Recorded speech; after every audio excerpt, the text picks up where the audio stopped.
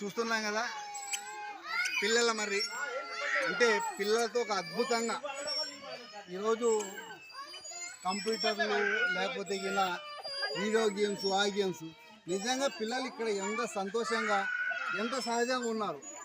ప్రకృతిలో లీనమైపోయి వాళ్ళు ప్రకృతితో కలిసి ఆడుతున్నారు. ఒక సెల్ ఫోన్లు లేకపోతే మనం ఇచ్చేటువంటి ట్యాబ్స్ అనేవి కాకుండా నిజంగా మనం పిల్లలకి ఇవ్వాలి అనుకుంటే ఇటువంటి సహజ సిద్ధమైనటువంటి ఒక ప్రకృతిని ఇవ్వగలిగితే అంతకు మించినటువంటి ఇది లేదు.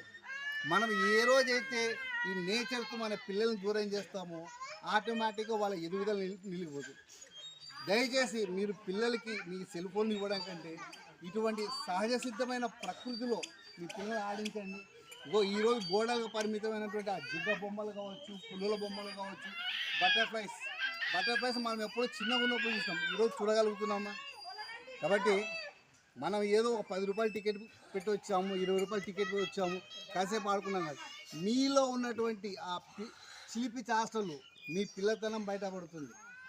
అది ముఖ్యంగా మనిషిలో ఆరోగ్యానికి చాలా ముఖ్యం. కాబట్టి మీరు పిల్లలే ఆడుకోండి. మీ పిల్లల్ని ఇటువంటి సహజ సిద్ధమైన